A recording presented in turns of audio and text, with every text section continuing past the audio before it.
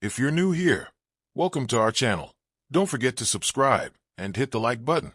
Your support means the world to us and helps us keep sharing stories that deserve to be heard. It happened about 3 years ago at the height of the season. My wife and I often went out for barbecues. We didn't forget to work on the property, but mostly we went there to relax.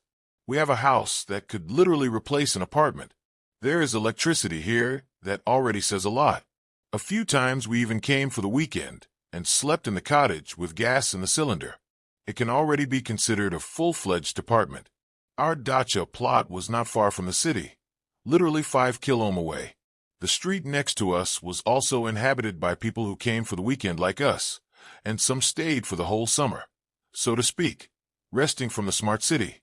Solitude with nature gave strength and energy. I was on great terms with my neighbors, and we periodically helped each other or borrowed what was needed. Sometimes it was something trivial, like asking for salt or matches. We had a neighbor named Freya in her 31S, liked to come over all summer and literally disappear into her vegetable garden. As far as I knew, she didn't have a man. Although she wasn't shy, quite the opposite.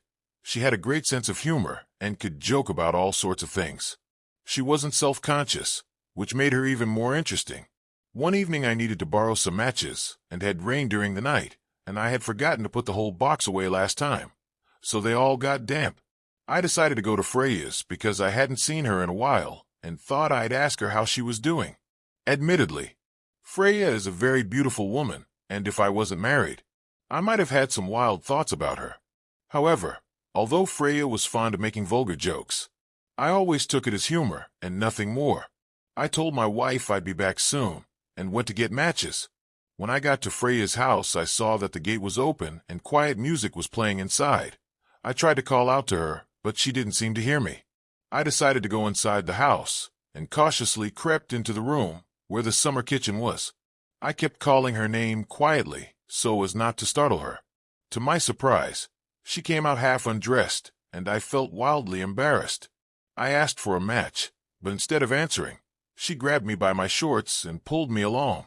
Before this story spirals even further, make sure to subscribe to my channel and turn on notifications for more. And when the story ends, don't forget to show your support through likes and comments. Where are you taking me? I stammered.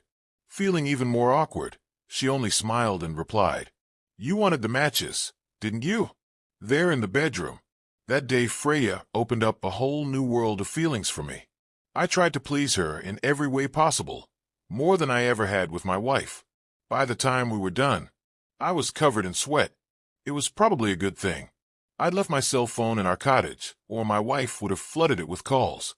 When I finally got back, I realized I hadn't even brought matches. I ended up having to go to another neighbor's house, or I would have had to mess with Freya for another hour. My story ends here. If you feel that this story is meaningful and brings useful lessons, please like and subscribe to the channel to support me. Thanks for listening, and see you in the next videos.